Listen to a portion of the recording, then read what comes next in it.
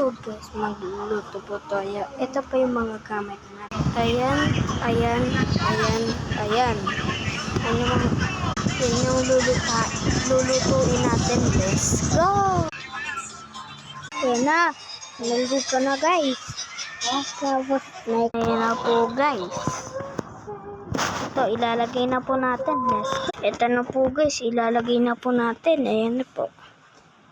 Ayan na po, nakulo na po. Hintayin po natin siya, may gagawin pa po tayo.